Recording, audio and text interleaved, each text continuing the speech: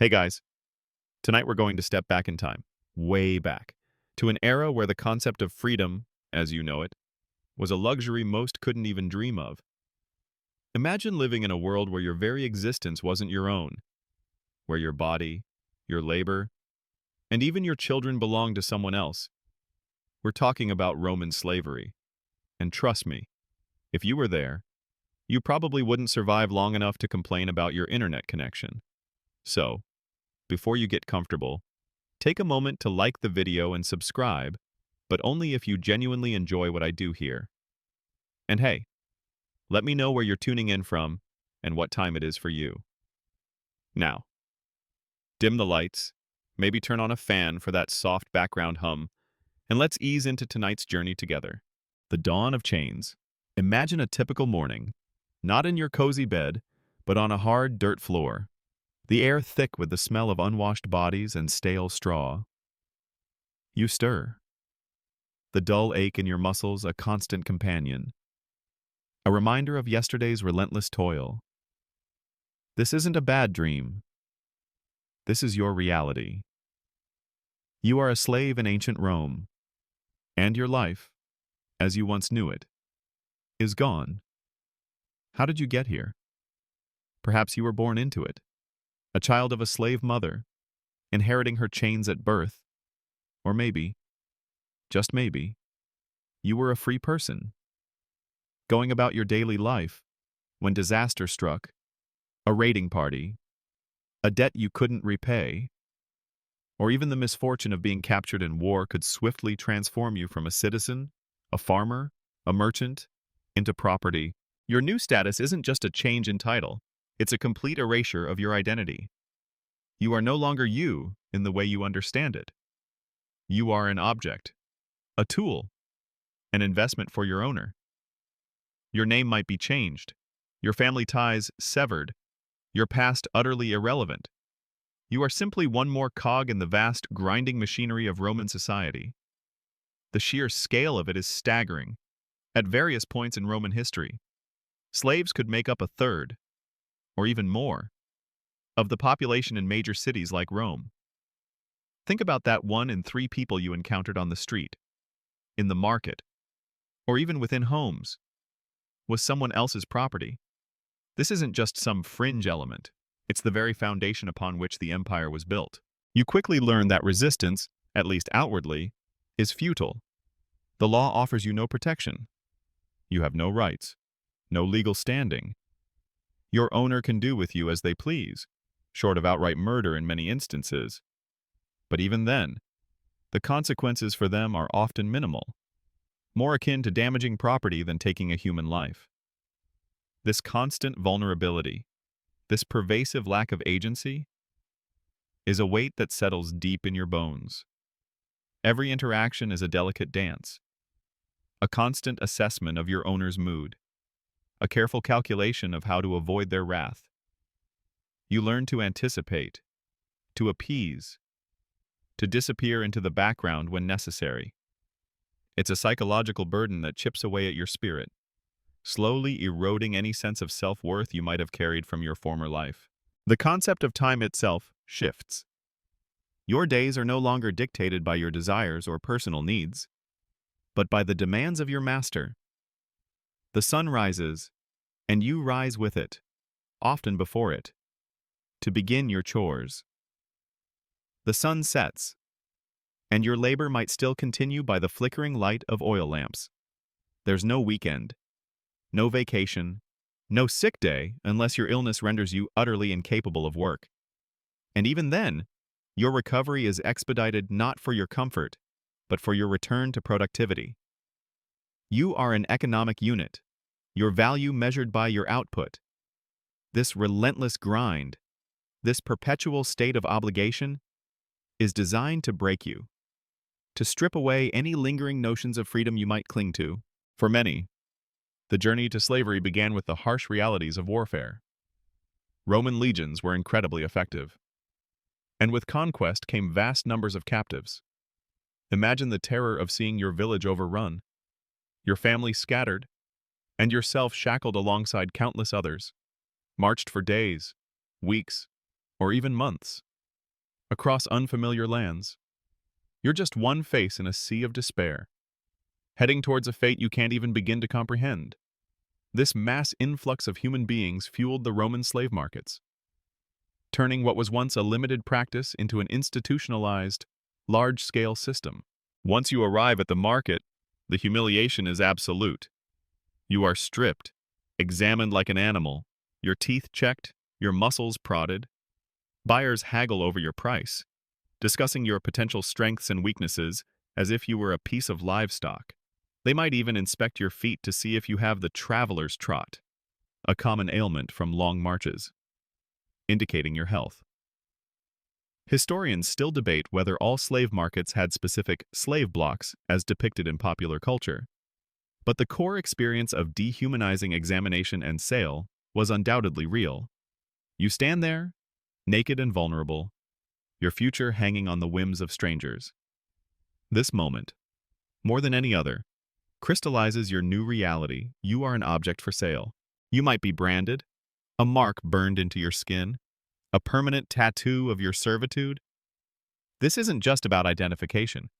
It's about psychological control. It's a visible declaration to the world, and to yourself, that you are owned. It strips away the last vestiges of your individuality, reducing you to a mere commodity. The sting of the hot iron is momentary, but the mark itself is a constant, burning reminder of your status, a symbol of your lost freedom. Your new owner might be a wealthy senator, a powerful merchant, or even a modest artisan. Your fate depends entirely on their disposition. If you're lucky, you might end up in a household, performing domestic duties. If you're unlucky, you could be destined for the mines, the galleys, or the brutal agricultural estates, places where life expectancy is measured in mere years. There's no appeal, no negotiation, no hope of intervention. Your life is now entirely in their hands. Consider the sheer psychological torture of it all. You are surrounded by others in the same predicament, yet true camaraderie is often elusive. Trust is a luxury you can't afford.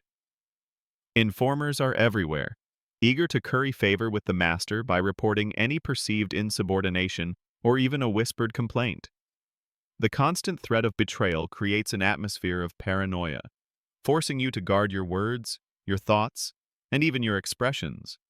You learn to wear a mask, a blank face that reveals nothing, for any sign of defiance or unhappiness could lead to severe punishment. Punishment, you quickly discover, is a brutal and ever-present possibility. A misplaced item, a slow response, a perceived insolence, any transgression, real or imagined, can result in a beating, flogging, or worse. The cruelty often employed to maintain control over enslaved populations was a chilling aspect of Roman society. You see others suffer, and the fear of experiencing the same fate keeps you in line. You learn to obey instantly, to anticipate commands, to become an extension of your master's will. The threat of pain becomes a powerful motivator, shaping your every action and decision. Beyond physical violence, there's the pervasive threat of family separation. If you have a spouse or children, they are also property. Your owner can sell them at any time, for any reason, without your consent or even your knowledge. The bond of family, something so fundamental to human existence, is fragile, easily shattered by the whim of a master. Imagine the agony of knowing your child could be ripped from your arms, sold to a distant province, never to be seen again. This vulnerability, this constant dread of loss, is another tool used to control you, to keep you compliant. Even your body isn't your own. Sexual exploitation of enslaved women was rampant and largely unchecked. You have no right to refuse, no legal recourse. Your dignity is stripped away, your autonomy violated. It's a terrifying reality for many, a deeply personal and pervasive form of abuse that highlights the absolute powerlessness of your position. The casual disregard for the bodies and lives of enslaved individuals is one of the most horrifying aspects of Roman slavery. You might hear whispers of freedom, of slaves being manumitted by their masters. It's a distant, almost mythical concept. For most, it's an unattainable dream. Even if you manage to earn your freedom, the path is fraught with difficulties. You might have to purchase it yourself, saving meager earnings over decades, if you're even allowed to earn money, or your master might grant it as a reward for long service, or as an act of piety, or even simply because you've become too old or infirm to be productive.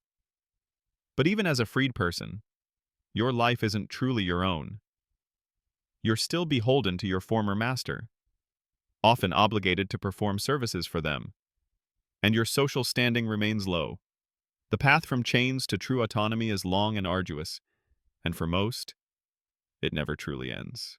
So, as you lay there, listening to the muffled sounds of the Roman night, your mind drifts. You remember the sun on your face, the laughter of children, the simple joys of a life that now seems impossibly distant. You are a slave, and your world has shrunk to the confines of your labor, your owner's whims, and the ever-present shadow of fear. It's a life designed to break the spirit, to crush hope, and to ensure that the engine of the Roman Empire continues to churn, fueled by the sweat and suffering of millions. The pre-dawn chill bites at your skin as you're rousted awake. There's no gentle alarm, no easing into the day. A rough shout, perhaps the prod of a stick, is your signal to rise. You stumble out of the makeshift sleeping area, often little more than a communal room or a crowded stable, the air heavy with the scent of damp earth and unwashed bodies. Your stomach rumbles, a dull, familiar ache. Breakfast, if it's offered at all, is likely a meager portion of coarse bread, perhaps a handful of olives or some watered-down wine. It's barely enough to fuel the arduous day ahead, but you eat it quickly, knowing that any hesitation or complaint will only invite trouble. Your days are a relentless, monotonous cycle of physical exertion, dictated entirely by the needs of your owner. If you're an agricultural slave, your life is tethered to the rhythm of the seasons and the demands of the harvest. You trudge out to the vast fields, the sun not yet fully risen, but already promising a scorching day. You might spend hours stooped over, weeding endless rows of grain, your back screaming in protest. The work is backbreaking, repetitive, and goes on until the sun dips below the horizon, and often beyond, guided by the dim light of torches. You might be responsible for plowing, sowing, harvesting, or tending to livestock. The tools are rudimentary, the methods inefficient by modern standards, meaning that sheer human effort is the primary engine of productivity. You learn to ignore the blisters on your hands, the ache in your shoulders, the relentless buzzing of flies, and the gnawing hunger. Your body becomes a machine, fueled by necessity and fear. Imagine working in the vineyards, clambering over terraced hillsides, pruning vines or picking grapes under the blazing Mediterranean sun. The earth is hard, unforgiving, and every movement is a struggle. You hear the crack of a whip in the distance, a reminder of the overseer's constant presence, their watchful eyes scanning for any sign of slacking. A moment's rest, a whispered word to a fellow slave, can be interpreted as insubordination. You learn to move with purpose, even when exhaustion threatens to drag you down. Your life is measured in bushels, in amphorae, in the sheer volume of produce you contribute to your owner's wealth. Perhaps your fate has taken you to the darkest, most terrifying corners of the Roman world, the mines. Here, your existence is truly horrifying. You descend into narrow, suffocating shafts, the air thick with dust and the metallic tang of ore. The work is ceaseless, chipping away at rock face with picks and hammers, often in cramped, claustrophobic conditions. There's minimal light, just the flickering glow of lamps, casting long, dancing shadows that seem to mock your desperation. The dust gets into your lungs, making every breath a rasping effort. Accidents are common cave-ins. Falling rocks, noxious gases, and death is a frequent visitor. Life expectancy in the mines is incredibly short, a chilling testament to the brutal conditions. You toil alongside others, their faces grimy and gaunt, their eyes hollow with exhaustion, a shared misery that binds you in a silent, desperate fraternity. The work is often so dangerous and unpleasant that it's reserved for the most desperate or rebellious slaves, a stark warning of what awaits those who defy their masters. If you are a skilled slave, your days might be spent in a workshop, crafting pottery, forging metal, or weaving textiles. This might seem like a preferable existence compared to the fields or mines. But don't be fooled. You still work long hours, under constant supervision, and your output is still measured with unforgiving precision. The quality of your work is paramount, as any flaw or defect can lead to severe punishment. You are a living tool, your hands and mind dedicated to producing goods for your owner's profit. You might possess incredible talent, but that talent is not yours to control or profit from. It belongs entirely to your master. You are a master craftsman in chains. Think of the public works projects, the grand aqueducts, the sprawling road networks, the impressive public buildings that still stand today as testaments to Roman engineering. Many of these marvels were built on the backs of enslaved labor. You might find yourself hauling massive stones, digging foundations, or carving intricate decorations, your sweat and toil literally shaping the very fabric of the empire. The scale of these projects is immense, and your individual effort feels minuscule. Yet collectively, the enslaved workforce makes the impossible possible. You are a nameless, faceless contributor to monumental achievements, your existence valued only for the physical labor you can provide. The constant threat of violence is a psychological burden that never lifts. The overseer, often a slave themselves, but one entrusted with authority, carries a whip, and they are not afraid to use it. A slow pace, a whispered conversation, a moment of distraction, any perceived infraction can result in a brutal lashing. You learn to anticipate the swing, to brace yourself, to suppress any cry of pain that might be interpreted as defiance. The pain is not just physical, it's a profound humiliation, a public declaration of your utter lack of status and control. This daily, hourly fear shapes your movements, your thoughts, your very breath. You internalize the rules, the punishments, and the desperate need to simply survive another day. Historians still debate the true prevalence of the ergastulum, a type of slave prison or barracks, particularly on large agricultural estates. But regardless of specific structures, the living conditions for most slaves were undeniably harsh. After a grueling day, you return to cramped, unhygienic quarters. There's little privacy, no comfort, and the meager food you receive offers barely enough sustenance to recover for the next day's labor. Sleep, when it comes, is often disturbed by the cries of others, the constant worry, or the sheer discomfort of your surroundings. Your body is perpetually tired, your mind relentlessly weary. There's no respite, no true escape. Even your personal life, if you can call it that, is under your owner's control. If you form a relationship with another slave, it's not legally recognized as a marriage. Your owner can separate you and your partner at any time, selling one or both of you to different masters. Children born from these unions are also the property of your owner, adding another layer of vulnerability and heartbreak. You live with the constant fear of losing the few people you might come to care about, a fear that discourages deep emotional attachments and reinforces your isolation. It's a chilling reminder that even the most fundamental human connections are not yours to command. Consider the simple act of eating. For you, it's not a pleasure or a social event, but a necessity, a refueling for the next round of labor. The food is typically coarse, lacking in variety, and designed to provide just enough energy, not enjoyment. You eat quickly, often in silence, knowing that every morsel must be conserved, every crumb accounted for.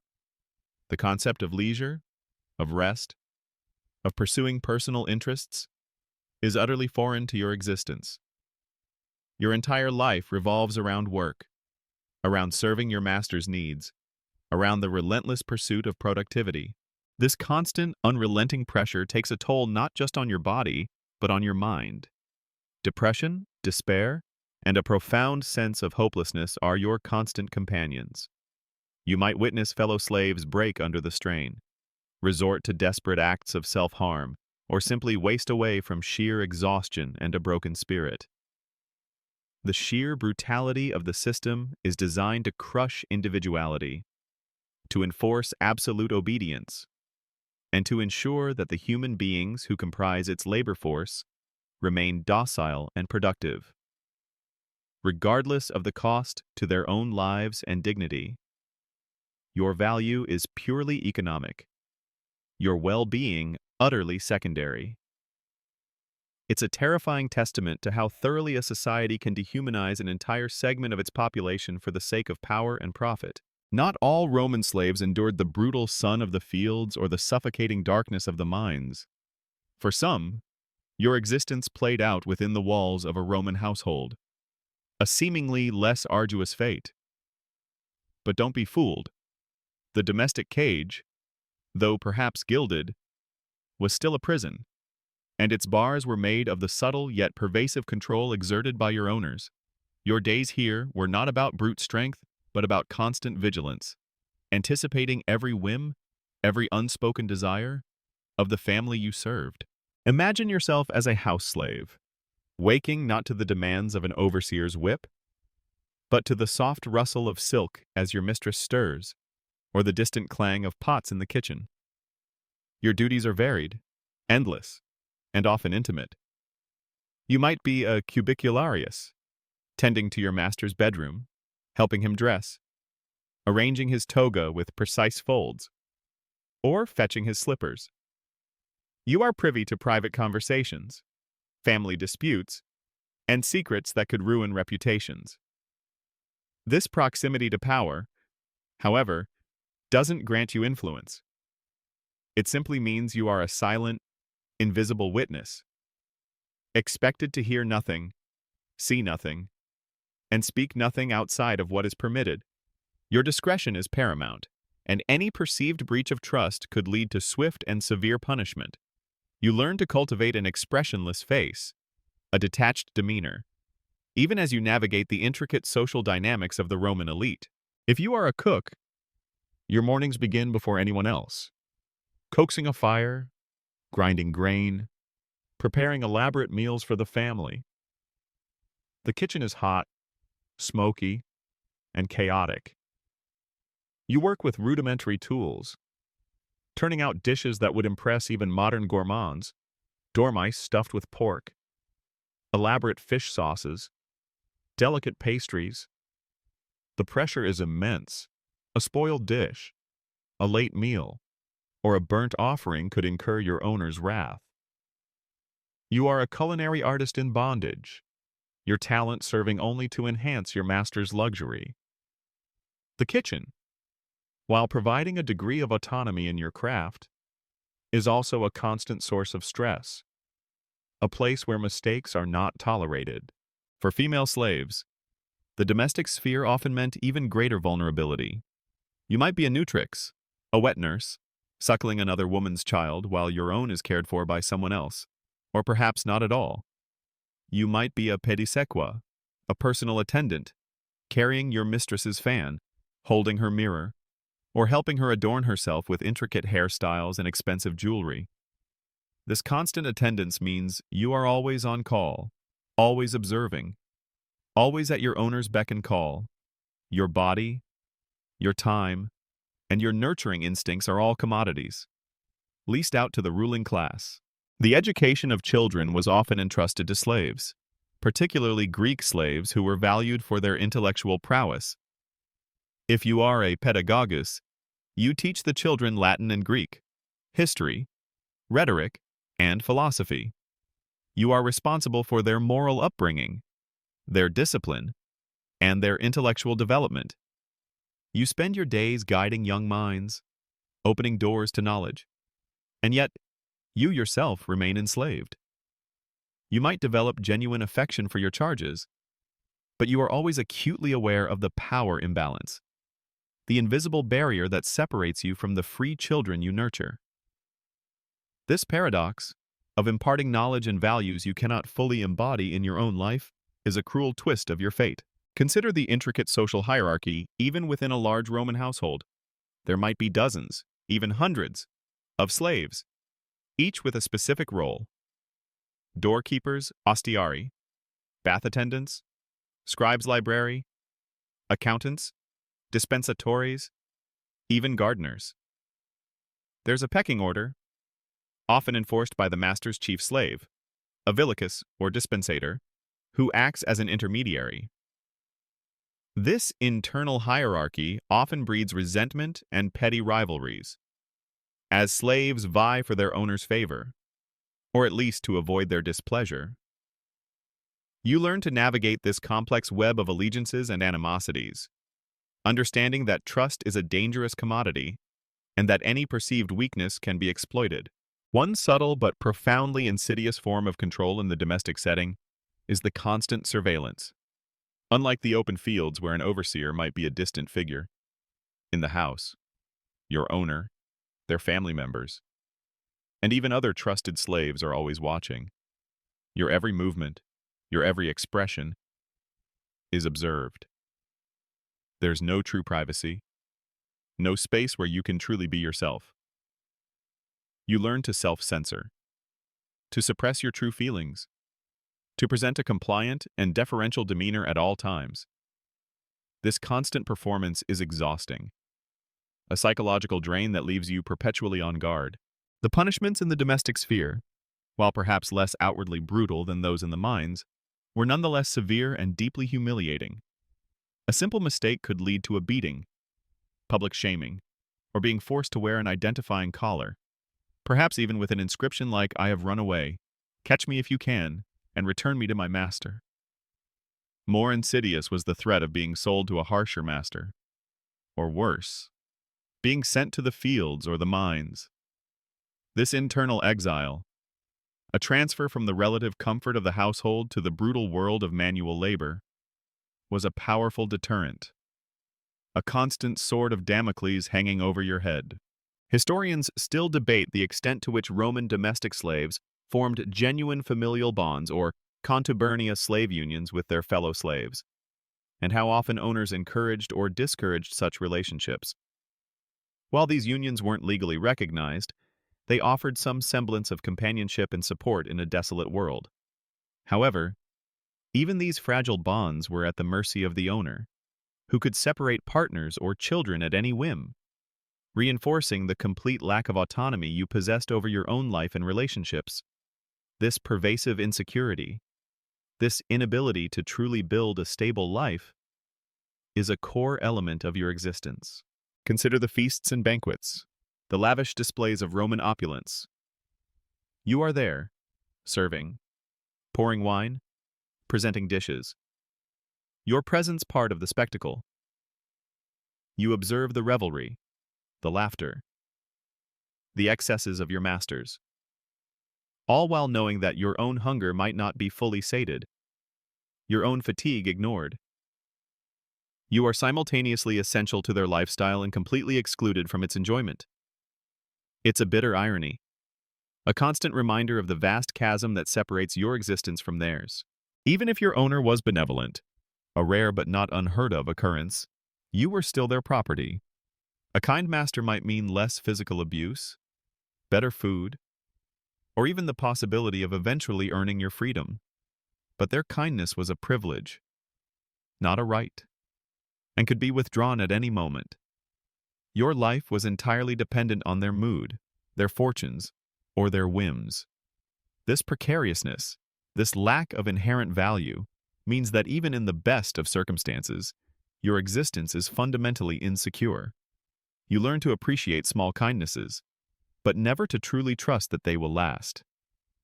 You live in a state of perpetual gratitude for what little you receive, knowing that it can be snatched away in an instant. The domestic cage, therefore, was a psychological battleground. You learned to read faces, to interpret silences, to anticipate needs before they were even articulated. You became a master of subservience, your survival depending on your ability to seamlessly integrate into the household's rhythm, while simultaneously erasing your own desires and personality. You were always present, always serving, yet always invisible. A shadow moving through the opulent rooms of your master's home.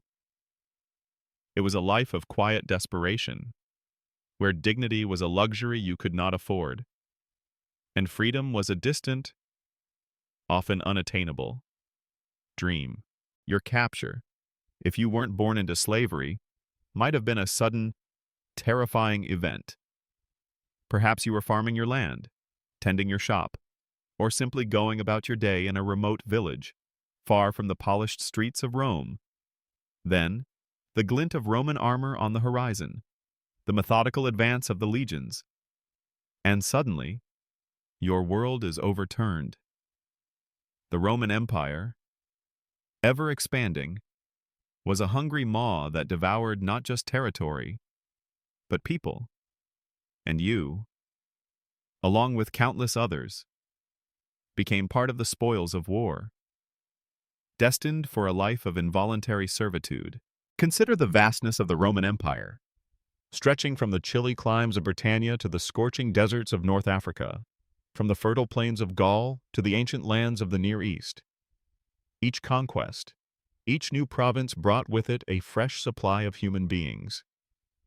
You might have been a Briton, clad in rough wool, bewildered by the sophisticated architecture and strange tongue of your captors, or a Gaul, strong and proud, now reduced to a chattel.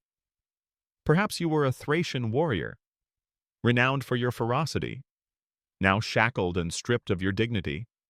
You could have been an Egyptian farmer, a skilled Syrian artisan, or a learned Greek philosopher. The Romans cared little for your previous status or nationality. If you were conquered, you were a potential slave. The journey to Rome or another major Roman city was itself an ordeal designed to break your spirit. Imagine being marched for weeks, even months, across unfamiliar landscapes, under the harsh sun or through biting winds. You are often bound, perhaps with ropes or chains, jostling alongside hundreds, sometimes thousands, of other captives. Food and water are scarce. Sanitation is non-existent, and disease spreads rapidly through the desperate ranks. You watch as fellow captives collapse from exhaustion, hunger, or illness, left to die by the roadside. Their fate a grim reminder of your own precarious existence. You are literally walking towards your doom, each step taking you further from home and closer to a life of unimaginable hardship. For those captured across the Mediterranean Sea, the journey was even more terrifying. You are crammed into the hold of a ship, dark, foul-smelling, and suffocating, alongside countless others. The stench of vomit, urine, and fear hangs heavy in the air. The ship tosses and turns with the waves, and you are thrown against your companions, your body bruised and battered. The fear of storms, of piracy, or simply of capsizing is constant. Historians still debate the exact mortality rates on these slave ships, but it's widely accepted that the conditions were horrific, and many did not survive the crossing. You arrive at port, perhaps Ostia or Puteoli, disembarking as a mere shadow of your former self, your body weakened, your spirit battered, ready for the dehumanizing spectacle of the slave market. Once in Rome or a large provincial city, the slave markets were bustling, chaotic places, filled with the cries of hawkers and the murmurs of potential buyers. You are paraded, perhaps on a raised platform, so buyers can inspect you from every angle. Your teeth are checked, your muscles prodded, your demeanor scrutinized. You might be forced to demonstrate a skill if you possess one, or simply stand in abject silence. Your fate decided by a glance, a gesture, a whispered price. You are naked, physically and metaphorically. Your dignity stripped away, your humanity reduced to an economic transaction.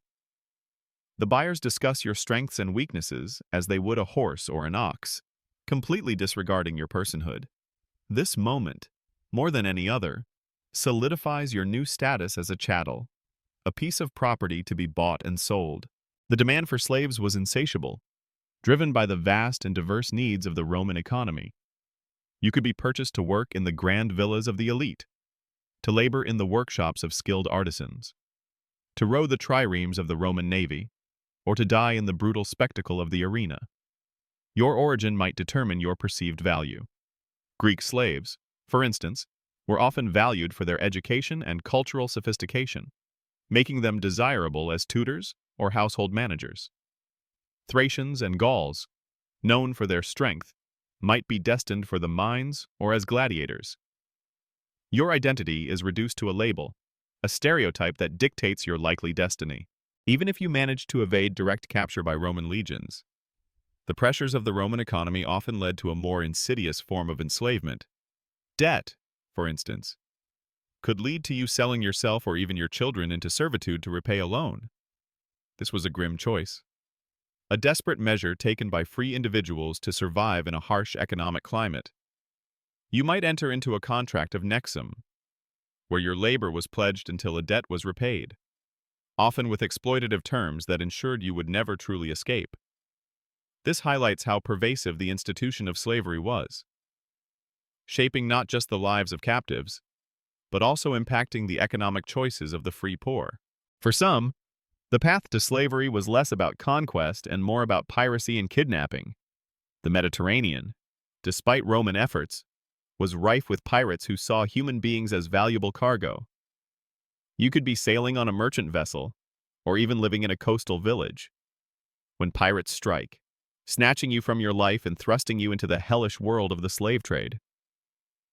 These unfortunates often ended up in distant markets, far from any hope of rescue or recognition, their identities completely erased by the currents of the black market. While the Roman state officially frowned upon piracy, the sheer profitability of the human trade ensured it persisted, supplying a steady stream of new bodies to the burgeoning markets. The sheer geographical diversity of the enslaved population meant that you might find yourself surrounded by people speaking dozens of different languages, adhering to different customs, and worshiping different gods. This linguistic and cultural fragmentation was often encouraged by masters, as it made collective action and rebellion more difficult. It reinforced your isolation, making it harder to communicate, to conspire, or to find solace in shared experiences. You learn to adapt, to pick up snatches of Latin, to understand the harsh commands of your master. But true connection remains elusive. The journey beyond Roman shores into a life of slavery was a journey into dehumanization. It stripped you of your name, your heritage, your family, and your very autonomy. You became an anonymous cog in the vast machine of Roman power. Your origins reduced to a footnote. Your future dictated solely by the whims of your owner. It was a terrifying testament to the brutal efficiency of the Roman Empire, built not just on military might and engineering prowess, but on the systematic exploitation of millions of human lives, drawn from every corner of their vast dominion. As a slave in Roman society, your exposure to suffering wasn't confined to your daily toil or the occasional harsh punishment. It was woven into the very fabric of public life, reaching its chilling peak in the grand spectacles that captivated the Roman masses. Imagine yourself thrust into a vast amphitheater, the roar of the crowd a deafening wave, the air thick with anticipation and the metallic tang of blood. This wasn't just entertainment.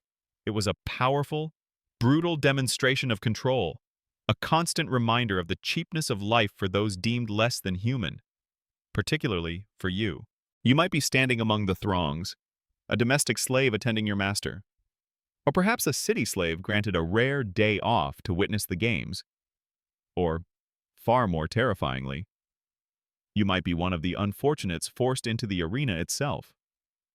The Colosseum, or any of the smaller amphitheaters scattered across the empire, was not merely a venue for sport.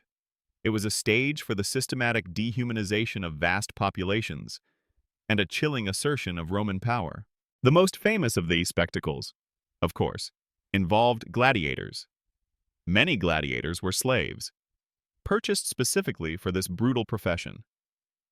Imagine the terror of being trained, not for a trade or a household duty, but for ritualized combat to the death.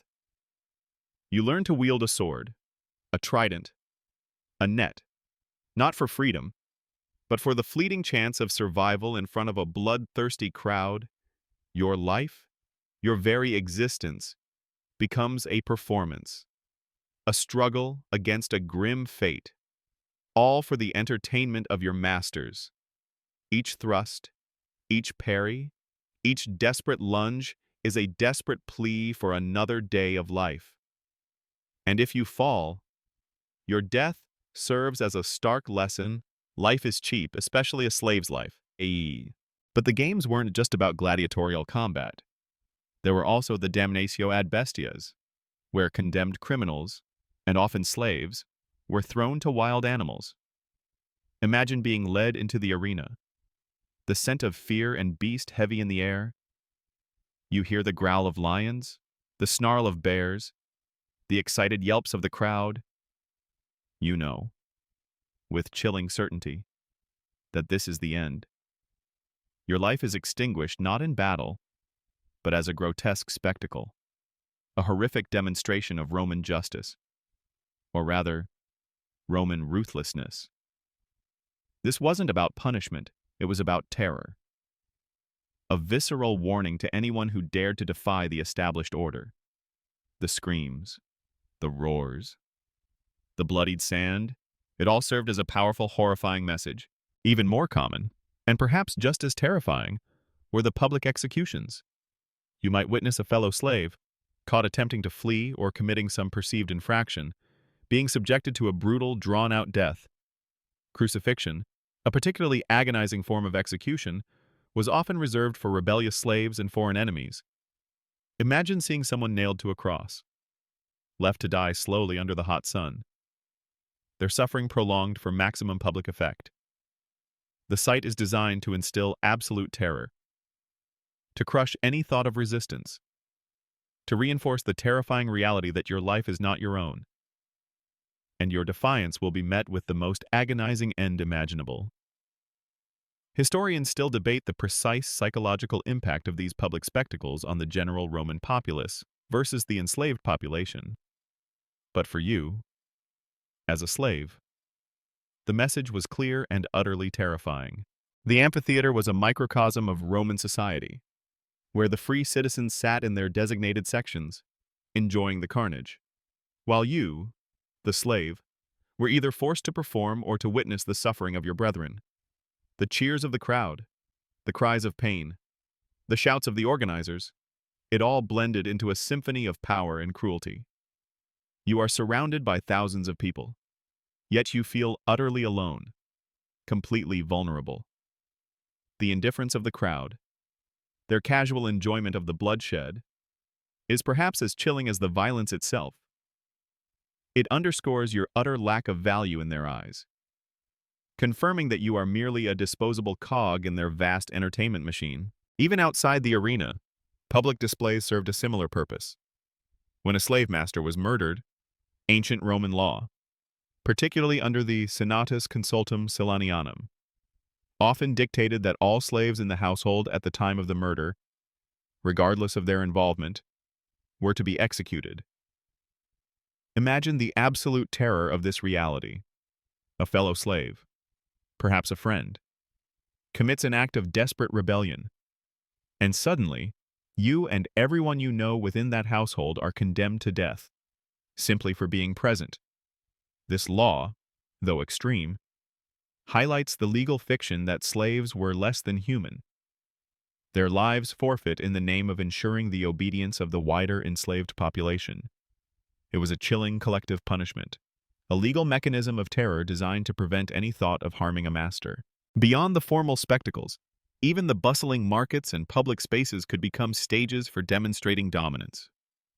You might see a runaway slave, recaptured, being publicly whipped or branded, their suffering a warning to others. The chains on your ankles, the simple, coarse clothing, the lack of a proper name, these were all subtle, constant reminders of your enslaved status, visible to everyone. You learn to move with a downcast gaze, to avoid eye contact, to blend into the background. Anything to avoid drawing attention that could lead to pain or humiliation. The very architecture of Roman cities, the grand monuments, the intricate road networks, the massive aqueducts, you are acutely aware that many of these marvels were built by the forced labor of people like you. When you look at a magnificent arch or a soaring aqueduct, you don't just see engineering prowess, you see the sweat, the pain, the broken bodies of those who constructed it. The stones themselves whisper tales of suffering, a silent testament to the countless enslaved individuals who died making Rome great. Your contribution to this grandeur is anonymous, uncredited, and extracted through coercion and fear. So, as the roars of the crowd fade and the final spectacle concludes, you are left with a profound sense of dread. The images of suffering, the casual disregard for life, and the chilling assertion of absolute power are seared into your memory. The spectacle of suffering isn't just a fleeting moment of entertainment for the Romans. For you, it's a terrifying reality, a constant affirmation that your life is expendable, your dignity an illusion, and your existence solely for the benefit and amusement of your masters. It's a chilling form of psychological warfare, ensuring that the heavy chains of slavery remain unbroken, not just on your body, but in your very soul. Even in the most oppressive systems, the human spirit, however battered, yearns for freedom.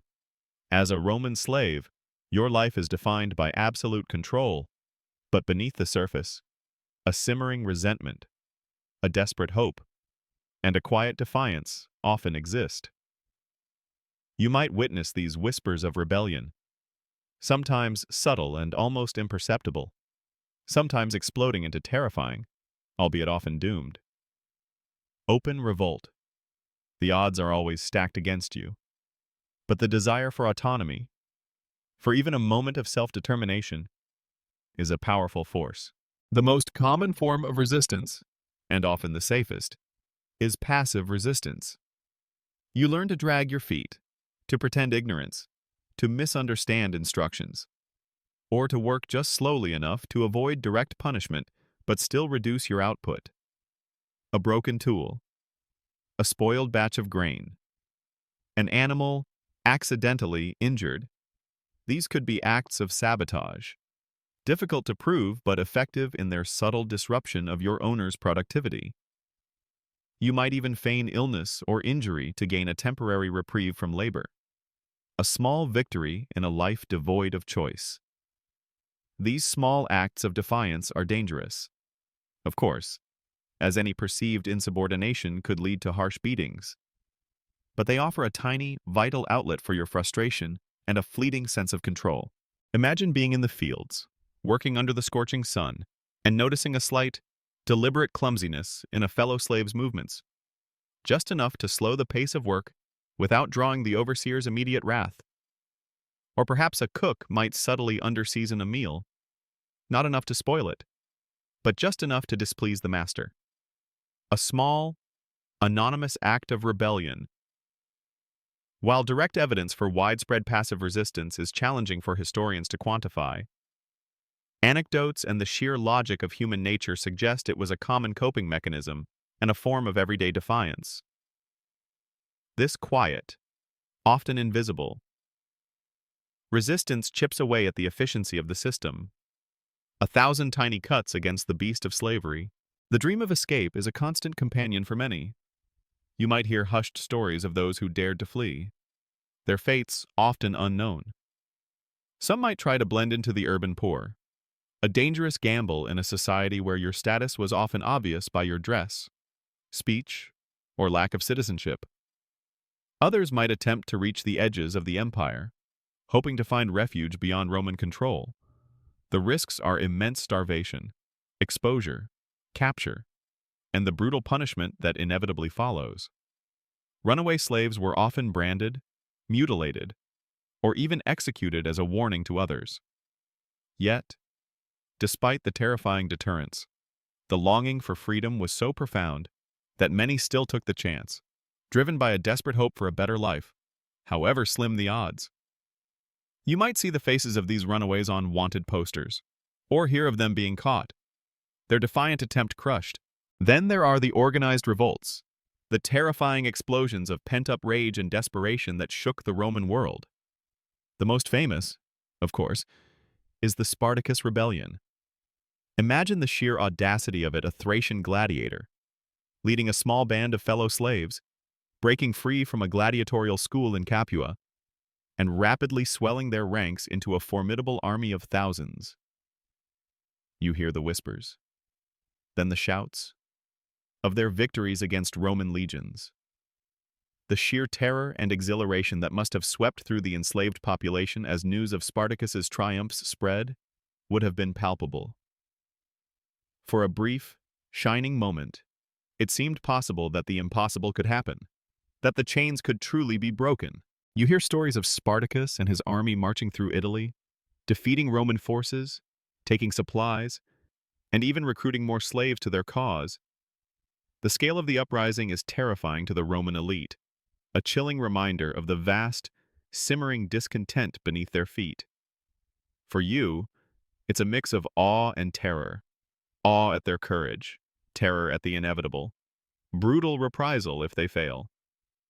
The academic debate around Spartacus often centers on his true motivations.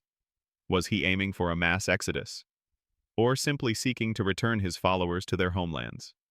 Regardless, his actions undeniably ignited a powerful, albeit brief, flame of hope for countless enslaved individuals. The eventual brutal suppression of the Spartacus rebellion serves as a grim warning. Crassus, with the might of the Roman legions, eventually cornered and crushed the slave army. The aftermath was horrific. Thousands of captured slaves were crucified along the Appian Way, their bodies lining the road from Capua to Rome. A chilling, miles-long testament to the consequences of rebellion. You might have seen these agonizing displays. Their silent agony, a stark message. This is what happens when you dare to dream of freedom.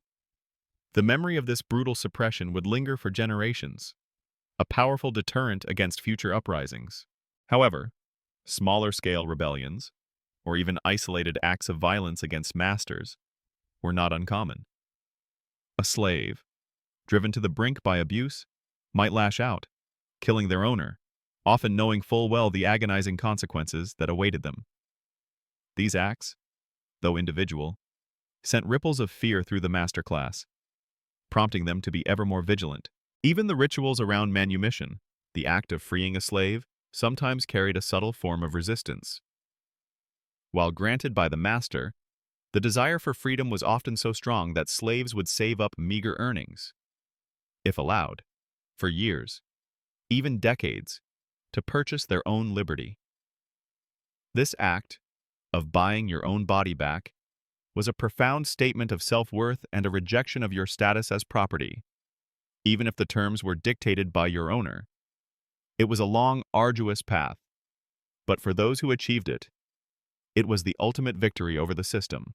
In every crevice of your enslaved existence, there are whispers, sometimes barely audible, sometimes erupting into a roar, of the enduring human spirit yearning for freedom, whether through small, subtle acts of defiance, the desperate gamble of escape, or the terrifying courage of open revolt.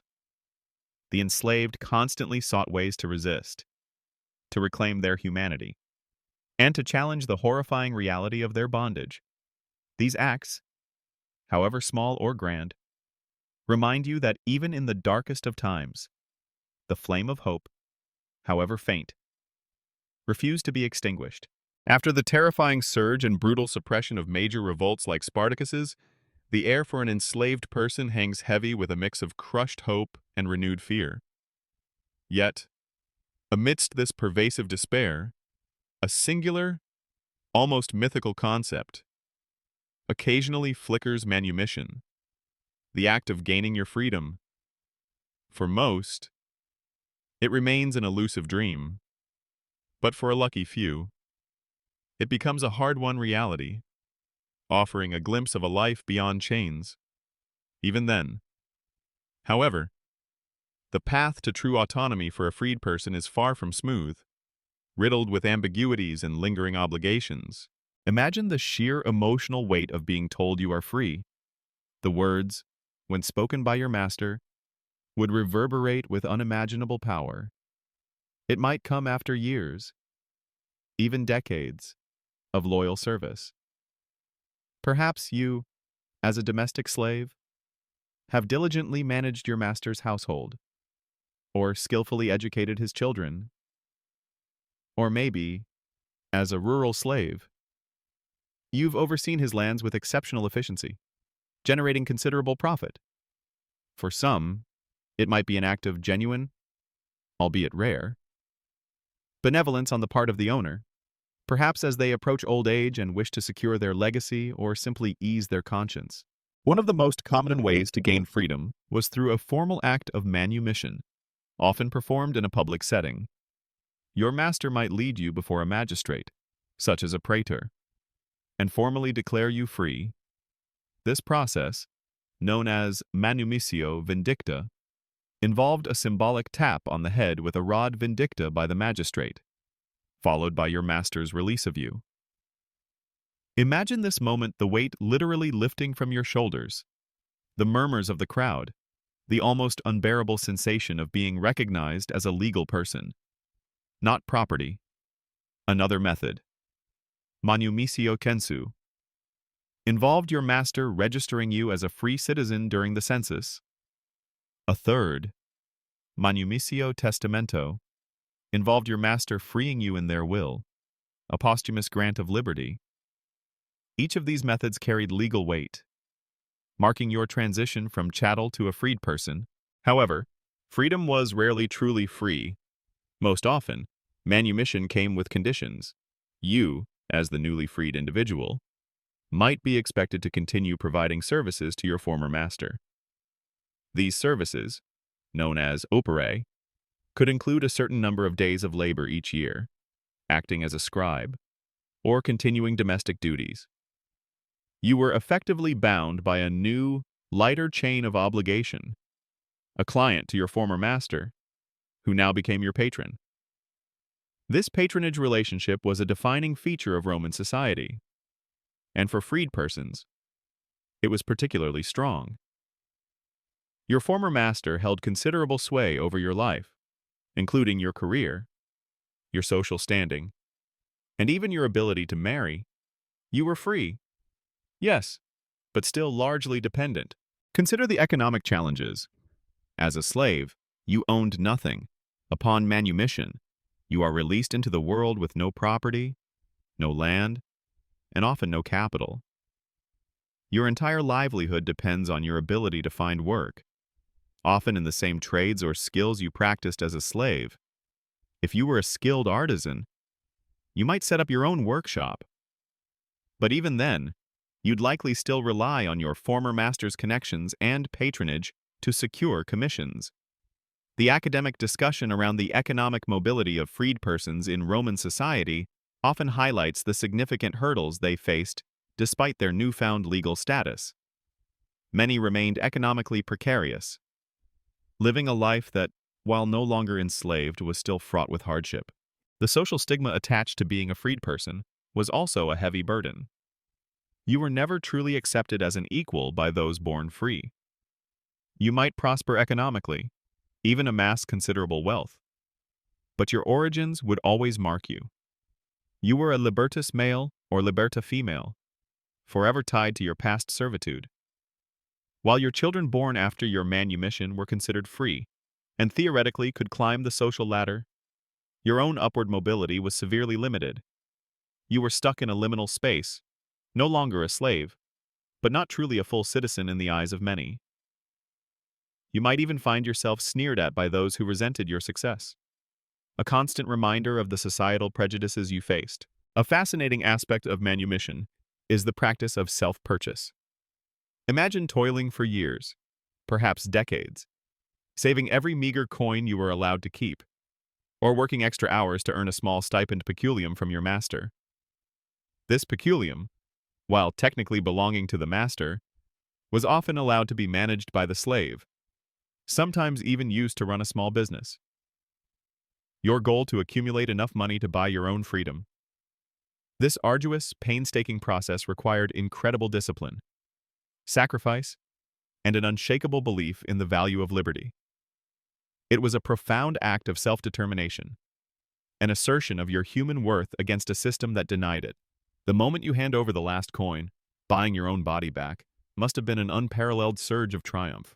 Even when manumission occurred, it wasn't always a reward for good behavior. Sometimes, masters would free older or infirm slaves to avoid the cost of their upkeep. This freedom was little more than a death sentence, casting you out into a world where you had no means to support yourself, often leading to destitution and a miserable end. This chilling practice highlights the cold, economic calculation that often underpinned the decision to grant manumission, rather than genuine benevolence. Despite the challenges, manumission offered opportunities that were utterly unthinkable for the enslaved. You could marry legally, have children who were born free, and even exercise certain limited political rights, such as voting in some assemblies. You could own property, sign contracts, and pursue a trade without the direct oversight of a master.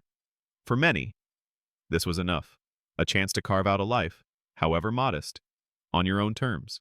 So, as you step out of the shadow of your former master, blinking in the bright Roman sun, you are filled with a complex mix of relief, trepidation, and quiet determination.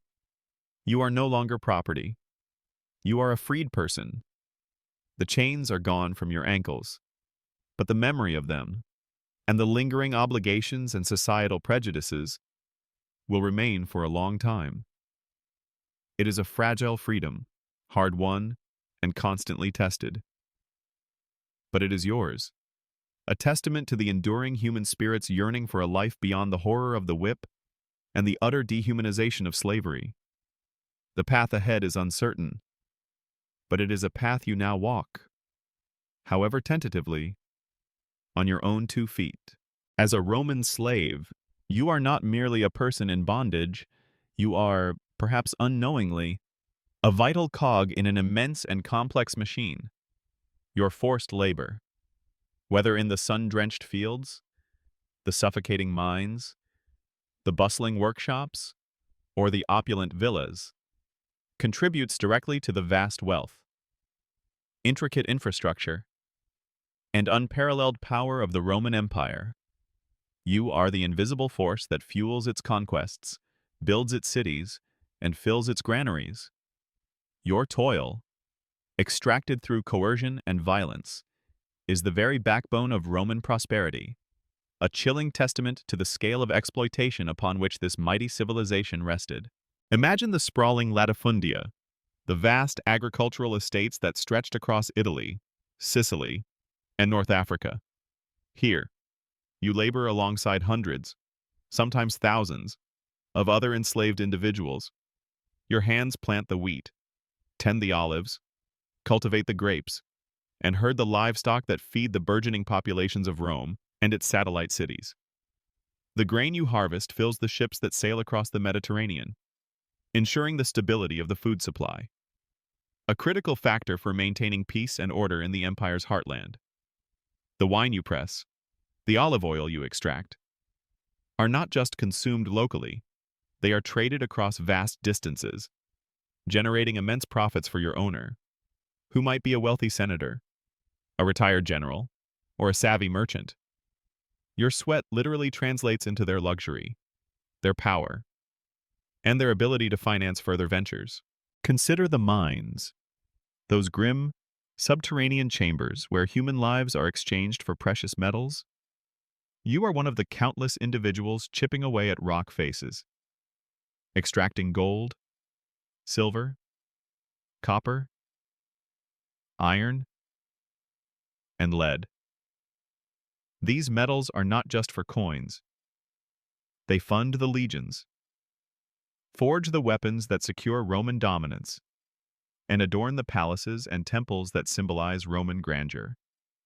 The very currency that circulates through the empire, enabling its commerce and sustaining its economy, is brought forth from the earth by your relentless, often fatal, labor. The high mortality rates in these mines are an unspoken acknowledgement of the incredible value placed on the output. and the utter dispensability of the human cost. In the urban centers, you are part of a diverse, enslaved workforce that underpins almost every facet of city life. If you are a skilled artisan, your hands craft pottery, weave textiles, forge tools, or sculpt marble. The pottery you make holds the wine and oil that sustain trade. The textiles you weave clothe the populace. The tools you forge enable every other industry. You are the skilled labor force, providing the goods and services that make Roman cities vibrant economic hubs. Your master profits directly from your skill, selling your wares in the bustling markets, often accumulating considerable wealth. Beyond production, you also fill essential service roles. You are the scribes who manage accounts and copy documents, the teachers who educate the young, the doctors who tend to the sick, the entertainers who amuse the elite. The complex bureaucracy of the Roman state, the intellectual life of its citizens, and the everyday comfort of its wealthy residents are all supported by the specialized skills of enslaved individuals. You are the unseen hands that make the Roman world function with such impressive, albeit brutal, efficiency. Think about the sheer scale of the construction projects that defined Roman civilization, the awe-inspiring aqueducts, the extensive road networks, the massive public baths, and the iconic Colosseum. Your back likely strained under the weight of enormous stones. Your hands toiled to lay mortar. Your body sweated under the sun or shivered in the cold as you contributed to these monumental undertakings. These structures were not just engineering marvels, they were symbols of Roman power and control, enabling rapid troop movement, efficient trade, and the provision of essential public services. And they were built largely by the forced labor of millions of enslaved men and women. The Roman economy, unlike some other ancient systems, became increasingly dependent on slavery as its primary source of labor. This wasn't merely a social institution, it was an economic imperative. The availability of cheap, disposable labor meant that Roman landowners and industrialists had little incentive to invest in labor-saving technologies or to pay free laborers competitive wages. This perpetuated the cycle, reinforcing the demand for more slaves and further entrenching the institution. Scholarly debate often focuses on the precise degree to which Roman economic innovation was stifled by the reliance on abundant slave labor. But the direct link between slavery and the Roman economic model is undeniable. Even your presence as a domestic slave contributes to your owner's economic standing. A large retinue of slaves was a clear indicator of wealth and status. Your very presence, serving food, carrying litters, or attending to personal needs, projected an image of opulence and power that could translate into social and political influence for your master. You were a living status symbol, an investment that paid dividends in prestige and social capital. Consider the brutal efficiency of the slave trade itself, a massive enterprise that spanned the entire Mediterranean. Merchants specializing in human cargo generated immense profits, acting as intermediaries between the sources of new slaves' conquest, piracy, debt, and the insatiable demand of Roman society. The sheer volume of transactions, the networks of dealers, and the financial instruments used to facilitate these trades all underscore how deeply integrated slavery was into the Roman commercial system. It was a business, a highly profitable one, built on the buying and selling of human lives. So, as you endure another grueling day, whether swinging a pickaxe in the dark, tending vines under the unforgiving sun, or meticulously copying a scroll in a hushed library, remember this chilling truth: you are more than just a body in chains. You are the economic engine of a vast empire. Your stolen labor builds its roads, feeds its cities, funds its armies, and sustains its luxurious lifestyle. The vast wealth and monumental achievements of Rome are built upon the horrifying reality of your ceaseless, unrewarded toil, a silent testament to the empire's foundational reliance on the brutal institution of slavery. While your reality as a Roman slave is defined by brutal physical labor and the constant threat of violence, it's also shaped, in a complex and often contradictory way, by the very intellectual currents and legal frameworks of the society that enslaves you. You might not directly encounter the treatises of philosophers or the intricate clauses of Roman law, but their echoes reverberate through your daily existence, dictating the boundaries of your suffering, the rare glimmers of hope, and the pervasive logic that justifies your bondage. Imagine, for a moment, the Roman jurists meticulously crafting laws, defining property rights, and structuring society. For them, you are property, res, a thing. This legal classification is the fundamental bedrock upon which your life is built. You are subject to the same laws that govern livestock or tools. Your master has the right to use you, to profit from your labor, to punish you, and to sell you. Your existence is legally defined by your owner's will, not your own. This legal framework isn't just theoretical. It's the invisible chain that binds you, making any appeal to justice or inherent rights utterly meaningless within the system. Yet, even within this rigid legal structure, there were nuances, often contradictory. For instance, while you are property, you are also recognized, in some limited contexts, as possessing a certain degree of personhood, especially when it comes to committing crimes or being held accountable for actions. If you steal, you are punished. If you commit violence, you are held responsible. This paradox, being a thing for the purpose of ownership, but a person for the purpose of legal culpability, highlights the deeply conflicted nature of Roman law regarding slavery. Historians still debate the extent to which Roman legal theory genuinely grappled with the moral implications of this paradoxical status, or simply navigated it out of practical necessity. The concept of peculium is one such legal nuance that might offer a tiny crack in the edifice of your servitude. This was a fund or property that your master might allow you to manage, effectively allowing you to engage in certain economic activities. You might operate a small shop, lend money, or even purchase other slaves, all under the legal ownership of your master, but practically managed by you. This created an incentive for you to work hard and be diligent, as any profit you generated could potentially contribute to your eventual self-purchase. It was a pragmatic concession from the masters, not a recognition of your rights, but it provided a glimmer of economic agency, a rare opportunity to exert some control over your own destiny. Now, shift your focus to the Roman philosophers. As you toil, perhaps carrying scrolls for a learned master, or sweeping the floors of a grand library, you might overhear discussions, or see the very texts that grapple with the nature of humanity, freedom, and justice. Thinkers like Seneca, a Stoic philosopher, wrote about the shared humanity of all people, including slaves. Seneca famously stated, "Treat your inferiors as you would wish your superiors to treat you." He argued that virtue and vice were not dependent on social status, and that a slave could possess more virtue than a free person. However, these philosophical arguments, while perhaps offering some moral comfort to individual masters, rarely translated into widespread legal reform or a challenge to the institution of slavery itself. Seneca himself owned slaves. The prevailing philosophical view, rooted in the writings of Aristotle, often held that some people were naturally suited to be slaves and others to be masters. This provided a powerful intellectual justification for the institution, allowing Roman society to maintain its vast enslaved labor force without a collective moral crisis. For you, these debates are theoretical luxuries enjoyed by your masters, while your reality remains unchanged.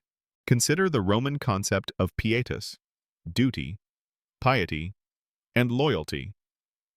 While primarily directed towards family, gods, and the state, it's sometimes extended to the relationship between master and slave. A pious master might feel a moral obligation to treat their slaves with a certain level of decency, to avoid excessive cruelty, and perhaps even to consider manumission for loyal service. However, this was a moral guideline, not a legal requirement, and its interpretation varied wildly from master to master. You learn quickly that relying on your master's pietas is a gamble, not a guarantee. The religious beliefs of the Romans also played a role. While their pantheon of gods didn't explicitly condemn slavery, Certain cults or individual religious practices might have encouraged more humane treatment. For instance, some festivals allowed for temporary reversals of roles, where masters served their slaves, offering a brief, symbolic taste of freedom and equality. These moments, however fleeting, underscored the artificiality of the social hierarchy, even as they reinforced its ultimate power. Scholarly debate continues regarding the genuine impact of these philosophical and religious ideas on the day-to-day lives of Roman slaves. Were they merely intellectual exercises for the elite? Or did they subtly influence the treatment of some enslaved individuals? For you, the answer is likely pragmatic. The direct impact was minimal. But the mere existence of such discussions within the dominant culture suggests a hairline crack in the otherwise unyielding facade of Roman power. Even the process of manumission, which you learned about previously, was heavily regulated by law. Roman law defined the various methods of freeing slaves: manumitio vindicta, censu, testamento, and imposed restrictions. For example, the Lex Fufia Canina 2 BCE limited the number of slaves a master could free in his will, ostensibly to prevent the sudden influx of potentially disruptive freed persons into society. The Lex Alia Sentia 4 CE placed further restrictions, particularly on the manumission of young slaves or slaves under duress, and sometimes even required a freed person to be at least 30 years old. These laws reveal the Roman state's deep concern with regulating manumission, not out of concern for the slaves, but out of a desire to maintain social order and prevent a perceived dilution of the free citizenry. So, as you go about your duties, perhaps cleaning a stylus or sorting papyrus rolls, you might catch snippets of conversations, or glimpse the weighty texts that shape your very existence. The law defines you as property, yet sometimes, paradoxically, as a culpable person. Philosophy might whisper of shared humanity, but the prevailing wisdom justifies your bondage. These intellectual and legal echoes create a complex, often frustrating, backdrop to your horrifying reality. They reveal a society grappling with its conscience, or at least its pragmatic needs, yet ultimately unwilling to dismantle the system that keeps you in chains. The theoretical discussions of freedom and humanity exist in a parallel universe to your lived experience, a constant, ironic counterpoint to your brutal daily struggle. As the sun sets on your Roman day, casting long shadows across the ancient stones, you might find a rare moment of quiet reflection.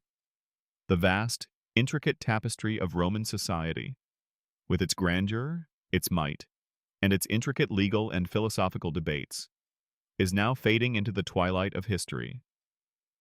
But the institution that defined your existence, slavery, leaves an indelible mark, its echoes reverberating far beyond the collapse of the empire. For you, the enslaved, your suffering contributes to a chilling legacy that continues to inform and often haunt the story of human civilization. Imagine the sheer number of lives affected, millions upon millions of individuals, over centuries, were born into chains, captured in war, or sold into servitude. Their names are largely lost to history, their individual stories unrecorded, their voices silenced by the sheer weight of their bondage. Yet, their collective labor built the roads, tilled the fields, mined the metals, and filled the homes that allowed Rome to flourish. The magnificent structures that still stand today, from the Colosseum to the aqueducts, are silent, imposing testaments to their unrewarded toil. The very concept of classical grandeur is intrinsically linked to the coerced efforts of countless enslaved bodies. The Roman legal framework that defined you as property, res, laid a chilling precedent. This legal dehumanization, the reduction of a human being to a chattel, profoundly influenced subsequent legal systems and justifications for slavery in later eras. When later societies, centuries after Rome's fall, sought to establish their own systems of forced labor, they often drew, consciously or unconsciously, from the legal and philosophical precedents set by the Romans. The concept of ius vitae nescisque, the master's right over the life and death of his slave, though tempered over time in Rome, left a conceptual shadow that would unfortunately reappear in various forms throughout history. Consider the economic model that Roman slavery exemplified. The reliance on a vast, unpaid labor force allowed for massive agricultural output, ambitious public works, and the accumulation of immense private wealth without the need for significant capital investment in labor-saving technologies or fair wages. This model, while hugely productive for the elite, also potentially stifled innovation and created deep social stratification. The legacy of this economic approach, where human beings are seen purely as a means of production, resurfaces in different forms of exploitation throughout history, from serfdom to later forms of chattel slavery. The enduring debate among economic historians concerns the degree to which Roman economic development was both enabled and ultimately constrained by its deep reliance on enslaved labor. The social stratification inherent in Roman society, where your enslaved status irrevocably defined your place, also left a lasting imprint. The sharp divide between free and unfree, the legal and social disabilities of freed persons, created a rigid hierarchy that proved difficult to overcome. This persistent prejudice against those with a history of servitude, or their descendants, resonates in later societies grappling with the aftermath of slavery, highlighting the long and painful process of dismantling such deeply ingrained social inequalities. Even after the legal chains are broken, the social and psychological chains can remain. The moral and philosophical debates, however limited their immediate impact on your life, also formed a crucial part of the legacy. The Stoic arguments for universal humanity, the occasional voices of dissent against extreme cruelty, these were seeds that, though slow to germinate, eventually contributed to a broader moral conscience regarding human rights. While they did not free you in your lifetime, they provided the intellectual groundwork for future generations to challenge the very legitimacy of slavery. Your suffering, observed and sometimes acknowledged by those in power, became part of the historical narrative that would eventually condemn the institution itself. Even the acts of resistance, from your quiet defiance to the thunderous roar of Spartacus, left an enduring mark. They served as a constant reminder to the dominant powers that the human spirit cannot be entirely extinguished, that the yearning for freedom is a powerful, persistent force. These acts of rebellion, however tragic their immediate outcome, became symbols of hope and inspiration for future movements against oppression. They demonstrated that even the utterly powerless could, at times, strike fear into the hearts of their powerful masters. So, as you reflect on your Roman life, your experience as an enslaved person is not merely an isolated historical tragedy. It is a profound, horrifying chapter in the long story of human exploitation and resilience. The chains that bound you, the systems that reduced you to property, and the casual cruelty you endured have cast long shadows across subsequent eras. Yet, even in this bleak legacy, there is a testament to the indomitable human spirit that, despite unimaginable odds, continued to yearn for, and sometimes even achieve. Freedom. Your story, though often silent in the grand narratives of Rome, speaks volumes about the enduring struggle for human dignity against the crushing weight of oppression.